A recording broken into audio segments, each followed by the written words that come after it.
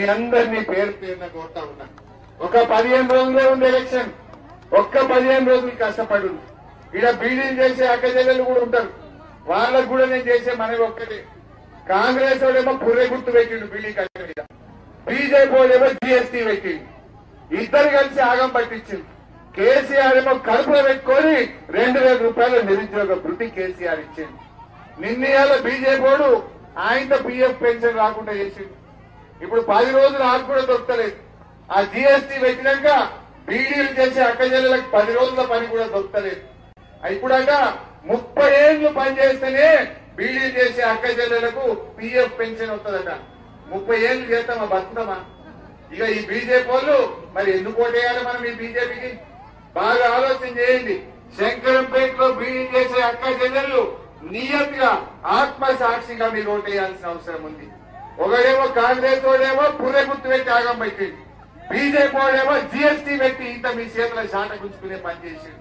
మన కేసీఆర్ ఏమో బీడీ చేసే అక్కచెల్లెలు నిలబెట్టాలని 2000 పెన్షన్ ఇచ్చి కాపాడింది మన కేసీఆర్. మన కారు గుర్తు, దాన్ని మరవద్దని నేను అందరినీ కూడా పేరు పేరున కోరుతా ఉన్నా. తమ్ముళ్లారా, బీఆర్ఎస్ కార్యకర్తలారా, ఇవాళ ప్రజలు మన దిక్కు చూస్తున్నారు. కాంగ్రెస్ మీద కోపం వచ్చింది. కాంగ్రెస్ ను బండకేసి కొట్టాలని జనం ఎదురు చూస్తున్నారు.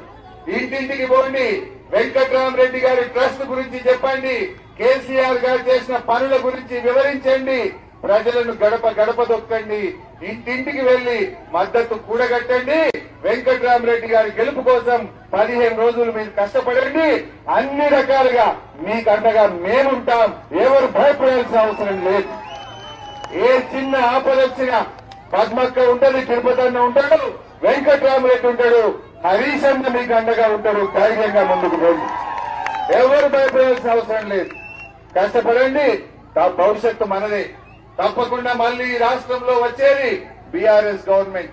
కేసీఆర్ బస్సు యాత్ర బయలుదేరంగానే కాంగ్రెస్ వాళ్ళు గజగజలాడు కొడుకులు వణుకుతున్నారు. అందుకే ఆడబోతాడు దేవుడి మీద ఒట్లు పెట్టిరుగా, ఒట్లు స్టార్ట్ చేసి మొన్నటిదాకా బాగా మేకపోతు గంభీరంగా నటించారు.